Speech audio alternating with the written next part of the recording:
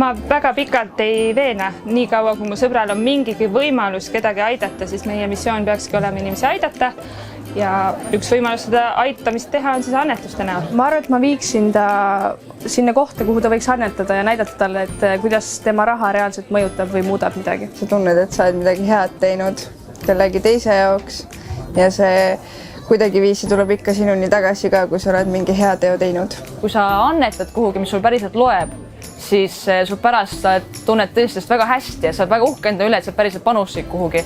Et ma arvan, et inimesele, kes tegelikult ei ole varem annetanud ja veenmiseks äkki just kasutadagi seda natuke isekamat argumenti, et lisaks sellele, et teistel on parem olla, sa ise ka tunned väga hästi ennast pärast. Kujutad ette, et iga väike annetus kokku liidetuna on suur, siis on see võimalus minul pisikese heateo kaudu muuta ka päris maailma. Mina annetan päris tihti. Kui mul ikka ligi astutakse, siis ma pigem olen see annetaja, nii et tihti mu abikaasa sikutab mind eemale, et ma ei peaks justkui kõike aitama.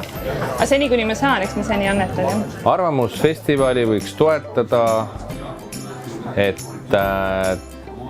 toetada kultuuri, et toetada sõnakultuuri, et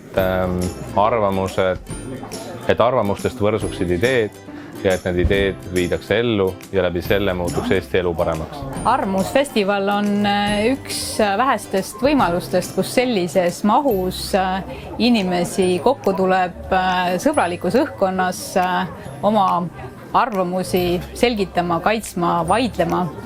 Igal juhul tasub toetada.